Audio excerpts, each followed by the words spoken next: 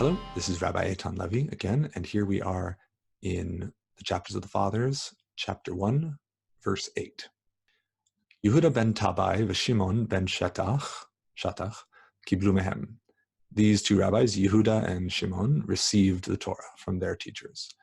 Yehuda ben Tabai Omer, Yehuda said, Al tas atzmecha k'ochei hadayanim.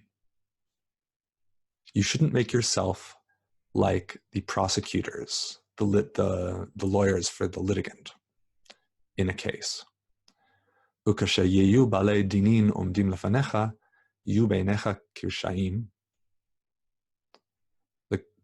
So it should be so that when they're standing in front of you, you see them as wrongdoers, meaning you shouldn't allow secondary considerations such as how important of a person they are, how wealthy they are, how that they're your neighbor and they used to give candy to your kids. You shouldn't let those things interfere, and you should judge them just according to the law. And if they're guilty, you see them as sinners, as evildoers. Ukasheniftarim milfanecha, yu beinecha kazakain kashekiblu alehem etadin.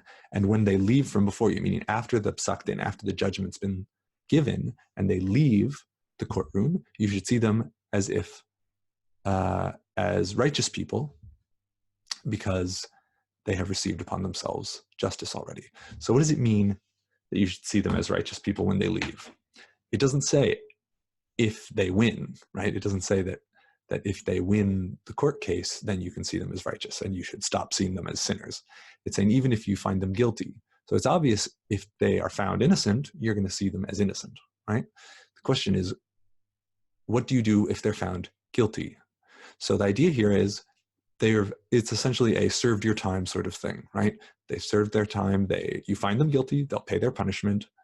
But again, even within that context, we go back to what we learned a couple of chapters ago about judging every person favorably within reason, right? So even if you have to judge that they've done the transgression which they've been brought to court for, you can still make good assumptions about them as a person. You can still say, you know what, yeah, he took a